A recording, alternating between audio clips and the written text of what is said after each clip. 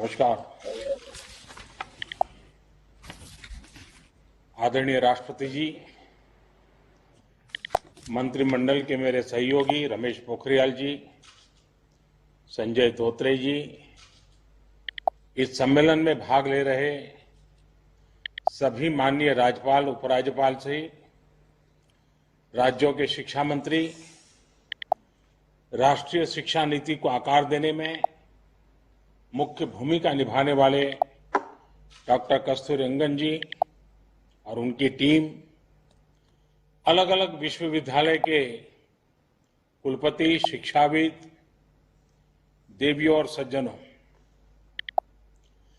सर्वप्रथम मैं माननीय राष्ट्रपति जी का आभार व्यक्त करता हूं। राष्ट्रीय शिक्षा नीति के संदर्भ में ये आयोजन बहुत ही प्रासंगिक है, बहुत महत्वपूर्ण है। शिक्षा जगत का सैकड़ों वर्षों का अनुभव एक साथ यहां एकत्रित है।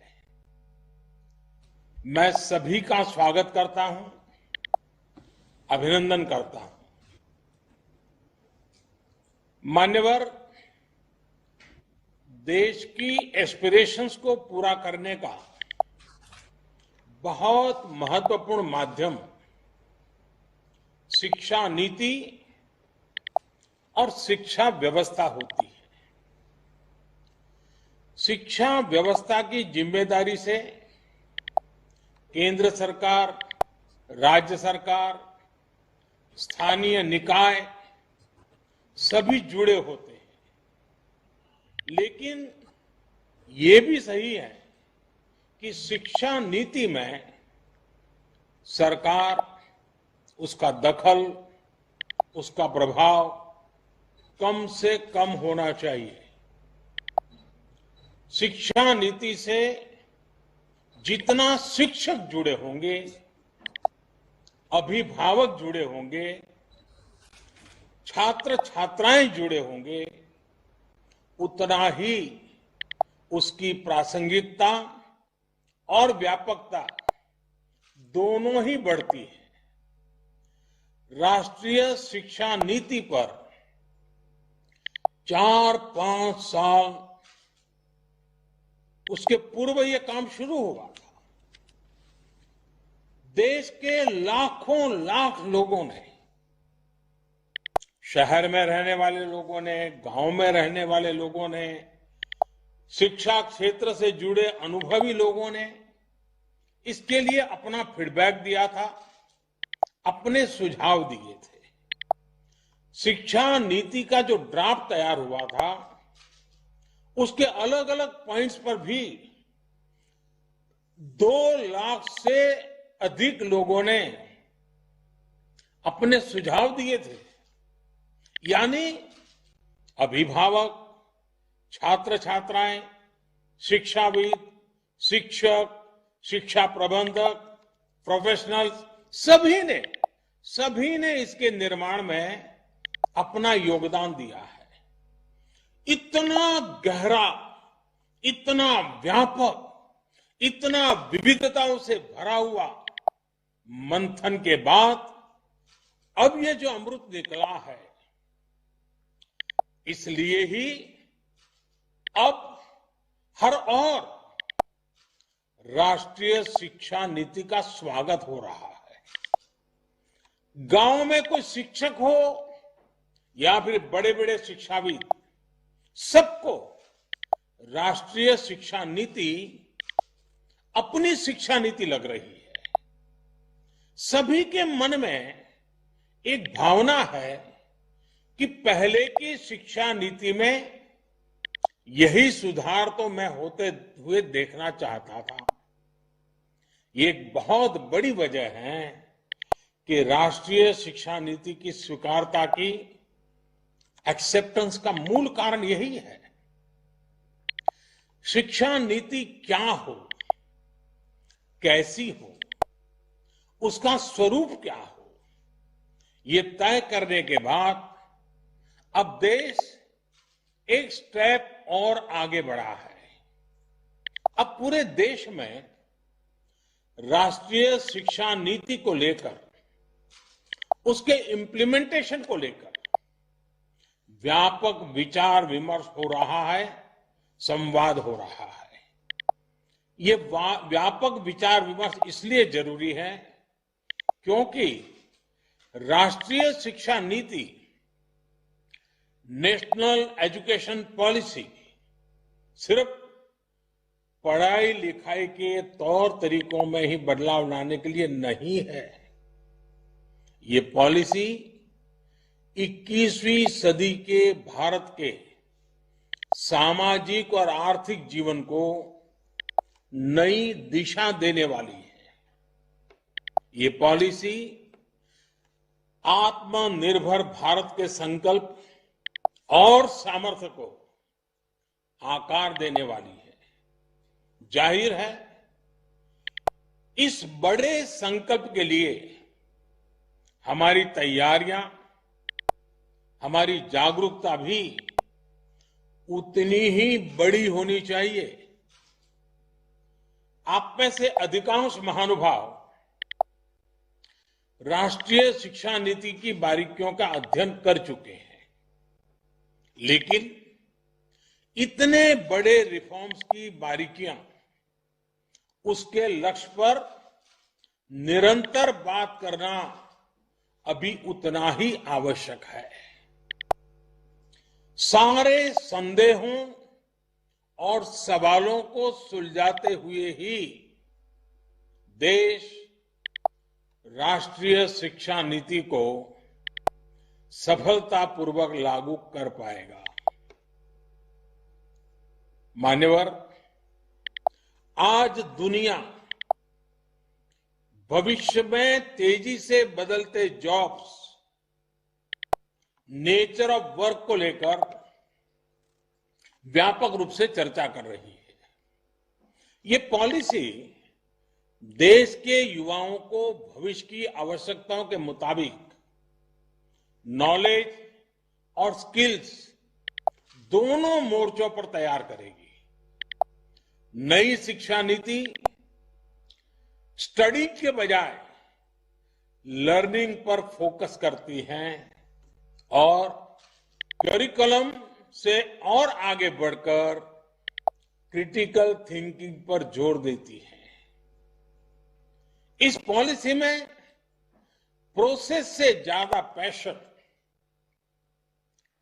प्रैक्टिकलिटी और परफॉर्मेंस पर बल दिया गया है। इसमें फाउंडेशनल लर्निंग और लैंग्वेजेस पर भी फोकस है। इसमें लर्निंग आउटकम्स और टीचर ट्रेनिंग पर भी फोकस है।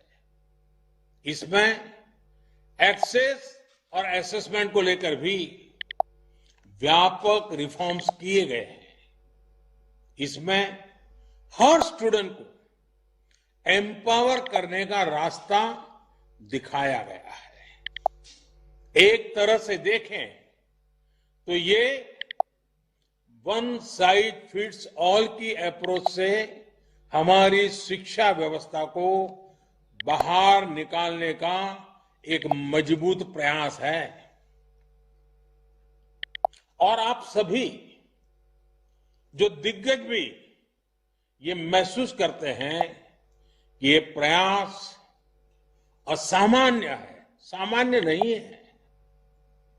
बीते दशकों से हमारे एजुकेशन सिस्टम में जो भी कमियां हमें दिखती थी, जो भी समस्याएं हमको लगती थी, उनको दूर करने के लिए विस्तार से इस पॉलिसी में चर्चा की गई है। अब जैसे लंबे समय से ये बातें उठती रही हैं कि हमारे बच्चे बैग और बोर्ड एग्जाम के बोझ तले, परिवार और समाज के दबाव तले दिनों दिन दबे जा रहे हैं। इस पॉलिसी में इस समस्या को प्रभावी तरीके से एड्रेस किया गया है।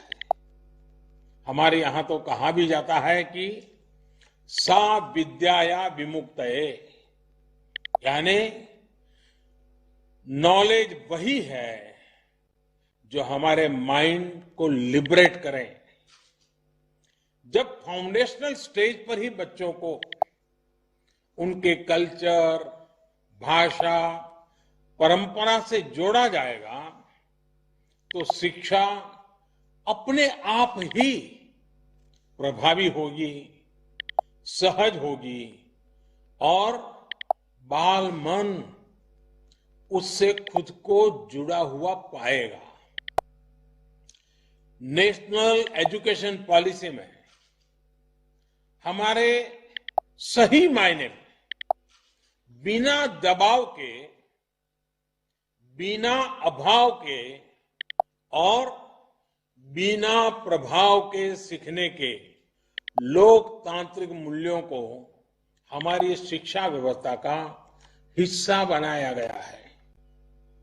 जैसे स्ट्रीम्स को लेकर जो बच्चों पर दबाव रहता था, वो अब हटा दिया गया है। अब हमारे युवा अपने इंटरेस्ट, अपने एप्टीट्यूड के हिसाब से पढ़ाई कर सकेंगे। वरना पहले होता यह था कि दबाव के कारण विद्यार्थी अपनी क्षमता के बाहर की कोई और ही स्ट्रीम चुन लेते थे और जब तक उनको रियलाइज होता था तब तक बहुत देर हो जाती थी। परिणाम यह होता था कि या तो विद्यार्थी थक हार कर ड्रॉप कर लेता था या फिर जैसे तैसे अपना गुजारा कर लेता था, समय बिताता था। इससे किस प्रकार की समस्याएं हमारे देश में पैदा होती रही हैं, ये कितनी समस्याओं की जड़ है, मैं समझता हूं मुझसे ज्यादा आप लोग जानते हैं, भली बात जानते हैं। राष्ट्रीय शिक्षा नीति में ऐसी समस्याओं का समाधान तो है ही। एकेडमिक बैंक ऑफ क्रेडिट से भी छात्रों को बहुत लाभ होगा। मान्यवर, आत्मनिर्भर भारत बनाने के लिए युवाओं का स्किलफुल होना बहुत ही जरूरी है। छोटी उम्र से ही वोकेशनल एक्सपोजर मिलने से हमारा यूथ भविष्य के लिए बेहतर तरीके से तैयार होगा। प्रैक्टिकल लर्निंग से हमारे युवा साथियों की एम्प्लॉयबिलिटी देश में तो बढ़ेगी ही, ग्लोबल जॉब मार्केट में भी हमारी हिस्सेदारी ज्यादा होगी। हमारे यहां कहा गया है, आनो भद्राः क्रतवो यंतु विश्वतः, यानी अच्छे विचार जिस दिशा से भी आए उनको ग्रहण करना चाहिए। भारत तो प्राचीन काल से नॉलेज का एक ग्लोबल सेंटर रहा है। 21वीं सदी में भी भारत को हम एक नॉलेज इकोनॉमी बनाने के लिए प्रयासरत है। नई शिक्षा नीति इस संकल्प को सिद्ध करने की दिशा में बड़ा कदम है। नई राष्ट्रीय शिक्षा नीति ने ब्रेन ड्रेन को टैकल करने के लिए और सामान्य से सामान्य परिवारों के युवाओं के लिए भी बेस्ट इंटरनेशनल इंस्टीट्यूशन के कैंपस भारत में स्थापित करने का रास्ता खोला है। जब देश में ही अंतर्राष्ट्रीय स्तर के टॉप कैंपस हो आएंगे तो पढ़ाई के लिए बाहर जाने की प्रवृत्ति भी कम होगी और हमारे अपने यूनिवर्सिटीज, कॉलेज भी ज्यादा कॉम्पिटिटिव हो पाएंगे। इसका एक और पहलू ऑनलाइन एजुकेशन भी है, जिससे पढ़ाई लिखाई के लिए लोकल हो या इंटरनेशनल, हर प्रकार की सीमाएं समाप्त हो जाती हैं। मानिए, जब किसी भी सिस्टम में इतने व्यापक बदलाव होते हैं, जब एक नई व्यवस्था बनाने की तरफ हम बढ़ते हैं, तो कुछ शंकाएं, आशंकाएं स्वाभाविक ही है। माता पिता को लगता होगा कि अगर इतनी आजादी बच्चों को मिलेगी, अगर स्ट्रीम खत्म हो जाएगी, तो आगे कॉलेज में उनको दाखिला कैसे मिलेगा, उनके बच्चों को कैरियर का क्या होगा। प्रोफेसर्स, टीचर्स के मन में सवाल होंगे कि वो खुद को इस बदलाव के लिए तैयार कैसे कर पाएंगे, इस प्रकार का पाठ्यक्रम कैसे मैनेज हो पाएगा। आप सभी के पास भी अनेक सवाल होंगे जिन पर आप चर्चा भी कर रहे हैं। ये सवाल इम्प्लीमेंटेशन से जुड़े ज्यादा है, जैसे इसमें करिकुलम डिजाइन कैसे हो पाएगा, स्थानीय भाषाओं में सिलेबस और कंटेंट कैसे तैयार हो पाएगा, लाइब्रेरीज को लेकर डिजिटल और ऑनलाइन कंटेंट और पढ़ाई को लेकर जो बातें इसमें रखी गई है, उन पर कैसे काम होगा। कहीं साधन संसाधन के अभाव में हम अपने लक्ष्यों से चूक तो नहीं जाएंगे। एडमिनिस्ट्रेशन को लेकर भी अनेक प्रकार के सवाल आप सभी के मन में स्वाभाविक रूप से होंगे। ये सभी सवाल महत्वपूर्ण भी हैं। हर सवाल के समाधान के लिए हम सब मिलकर के काम कर रहे हैं। शिक्षा मंत्रालय की तरफ से भी लगातार संवाद जारी है। राज्यों में भी हर स्टेक होल्डर की पूरी बात, हर राय को, फीडबैक को खुले मन से सुना जा रहा है। आखिर हम सभी को मिलकर ही तो तमाम शंकाओं और आशंकाओं का समाधान करना है। जिस प्रकार की फ्लेक्सिबिलिटी का विजन लेकर के ये पॉलिसी आई है, उसी प्रकार मैक्सिमम फ्लेक्सिबिलिटी हम सभी को भी इम्प्लीमेंटेशन को लेकर भी दिखानी होगी। ये शिक्षा नीति सरकार की शिक्षा नीति नहीं है, ये देश की शिक्षा नीति है। जैसे विदेश नीति किसी सरकार की नहीं, देश की विदेश नीति होती है। रक्षा नीति किसी सरकार की नहीं, देश की रक्षा नीति होती है।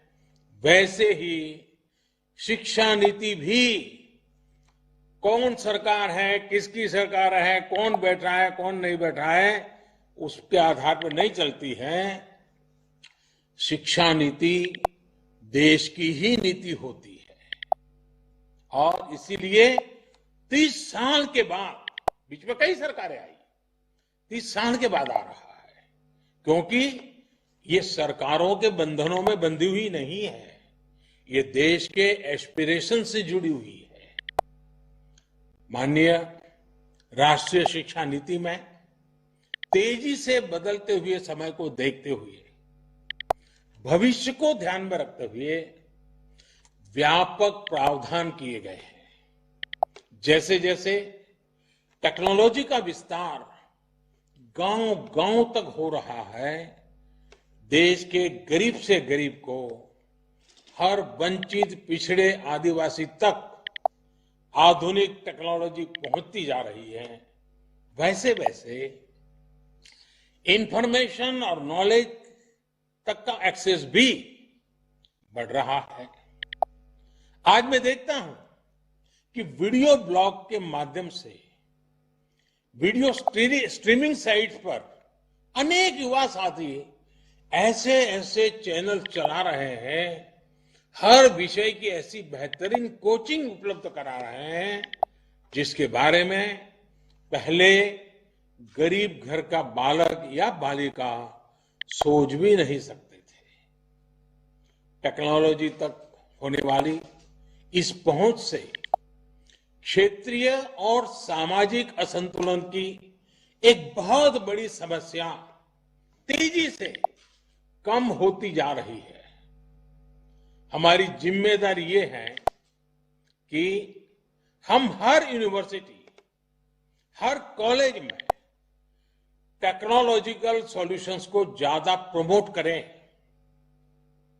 मान्यवर, कोई भी सिस्टम उतना ही इफेक्टिव और इंक्लूसिव हो सकता है जितना बेहतर उसका गवर्नेंस मॉडल होता है।